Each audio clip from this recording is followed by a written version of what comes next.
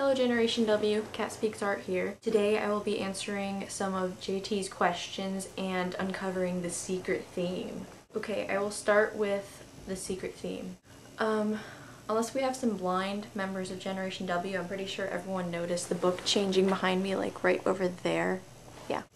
For you to understand the meaning behind the books on the shelf behind me, you'd probably have to have YouTube psychic vision, but I wasn't sure how obvious I could get without being too obvious, so I ended up not being obvious at all, mainly about characters. I think the secret theme could work, but first I have to figure out what is so obvious that it's not fun at all, and what is so not obvious that it's not fun at all.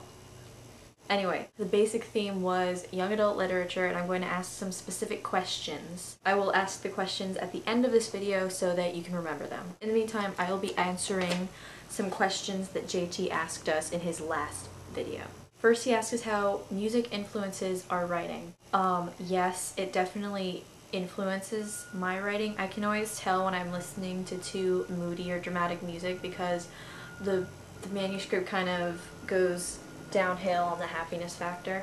I can always tell when I'm listening to music that's way too cheesy and touching because all the conversations start to sound like a Hallmark card. So I end up listening to really mellow music, generally without words, like piano solos by Robin Spielberg, or classical music, or just really mellow stuff like by Jack Johnson or John Mayer. Stuff that I wouldn't mind if it influenced my writing. But there was one scene, actually, it was a hospital scene that I played, Angel by, I think her name's Sarah McLachlan or something. I played that song over and over and over until I got the scene right, and then I had to go back while I was playing kind of more upbeat music so it wasn't too depressing and dramatic. And occasionally, of course, I listened to my brother playing his bagpipes next door. He asked about author inspiration. I can always tell what I've been reading by how my writing sounds. Like when I first started, it actually sounded a lot like Twilight because I had just finished reading that. Right now it actually sounds kind of like Ernest Hemingway style, while the sentences are really short and direct, which is actually much healthier. Okay, let me find my official sticky note with the last topic of conversation. Cover. The cover of my future novel. I always have this image in my head of what's going to look like.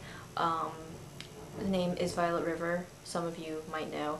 So I always pictured a photograph of a river with like an oak leaf floating next to a violet because it has an underlying meaning, and I always thought that was cool in books. I mean, sometimes I think people read way too much into the covers. Ha ha ha, read too much into the covers. But I would definitely want to have a cover that had kind of a meaning that becomes clearer as the book goes on. I'm all about secret themes. Okay, before I close, I just have two questions to ask regarding the secret theme. Well, you know, the subject of the secret theme, not the secret theme itself. I would like to ask about characters in young adult literature. Just two questions.